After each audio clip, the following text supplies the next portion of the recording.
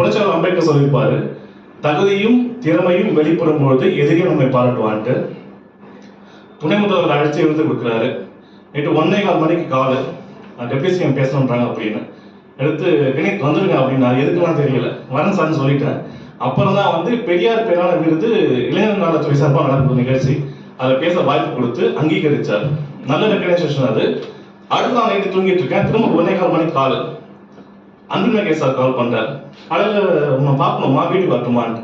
Sir நீங்கள் வர வேண்டாம், நான் வரேன் சார் சொல்லி போகிறேன்.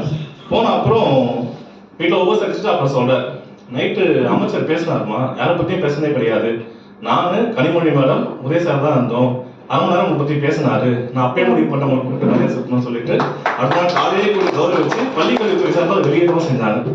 ஸோ இப்படிப்பட்ட ரெக்கக்னேஷன் கிடைக்கிறது இல்லை. இந்த அறிவு தளத்தில் ரெக்கக்னேஷன் கிடைக்கிறான காரணம் அந்த சூழலை உருவாக்கி கொடுத்தது தந்தை பெரியார்.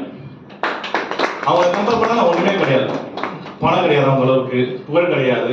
அப்படி இருந்தா கூட என்கிட்ட இருக்கிற அறிவை மட்டுமே பார்த்து ஜாதி மத எந்த அடிப்படையும் காணாம என்னை அங்கீகரிக்கணும்ன்ற சிந்தனை உருவாக்குனார் இல்லையா, அங்கதான் தந்தை பெரியார் தனித்து நிற்கிறார். அவர் பெயரான விருதும் தனித்து நிற்கிறார். இது நடந்து முடிஞ்சிருச்சு. கரெக்டா ஒரு வாரம் கேப், அடுத்து ஒரு கால் வருது ராஜ்பவன்ல இருந்து, தம்பி வந்து டிசம்பர் 6 வாங்க அப்படின்னாங்க. எதுக்குங்கன்னாக்கா ஆளுநர் சந்திக்கணும்னு கேட்டார் உங்களை, அம்பேத்கர் பேரான விருது ஆளுநர் கொடுக்க ஆசைப்படுறாரு அப்படின்ட்டு. அங்க போய் நின்று அறிவியல் விருது வாங்க, excel science robotic science award அவர்கிட்ட வாங்குறேன். வாங்கிட்டு அவர் சொல்றாரு, இங்க ரொம்ப குறுகிய வட்டத்திலே சிந்திக்கிறீங்க, பறந்துபட்ட பாரதத்துக்கு உங்க அறிவு தேவை, ஆனா நீங்க வந்து தமிழ்நாட்டுல சுருக்கிக்கிறீங்க, எப்பயாவது உங்களுக்கு பாரத தேசத்துக்கு சேவை செய்யணும்னு ஆசைப்பட்டா என்ன கூப்பிட சொல்லி நம்பர் கொடுத்து அனுப்பினாரு. இப்ப இருக்கும் கூப்பிடல, சேவை செய்யக்கூடாதுன்னு அர்த்தம் கிடையாது, அது சேவையா மட்டும் இருக்கணும்னு நினைக்கிறேன் நான். அப்படிங்கும்போது கண்டிப்பா நம்ம நாட்டுக்கும் அதற்கான வேலைகளை செய்வோம். இப்படி ஒரு விழாவை ஆர்கனைஸ் பண்ணி அவார்டு வாங்குறதே பாராட்டி கொடுக்கறதுக்கு தான், பாராட்டி கொடுத்ததுக்கு ஒரு பாராட்டு விழா வைக்கிற அது காரணம் முழுக்க முழுக்க அன்பு மட்டும்தான். ஸோ அதனோட அன்புக்கு ரொம்ப கடமைப்பட்டுள்ளோம்.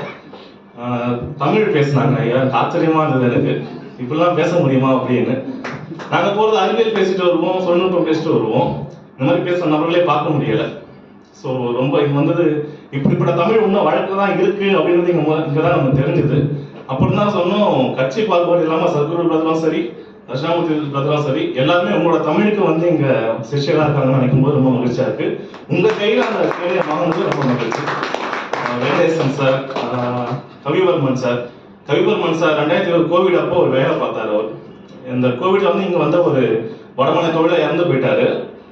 பயங்கர ரெஸ்ட்ரிக்ஷன் அந்த டைம். அது சொந்த முயற்சியில் ஒரு ஆம்புலன்ஸ் ஏற்பாடு பண்ணி ஓட்டிட்டு போக வச்சாங்க இல்லையா, 40 மணி நேரம் கண்டினியூஸா ஓட்டிட்டு போயிட்டு அந்த உடம்ப சேர்த்தாரு. அப்போ ஒரு பாடுதலுக்கு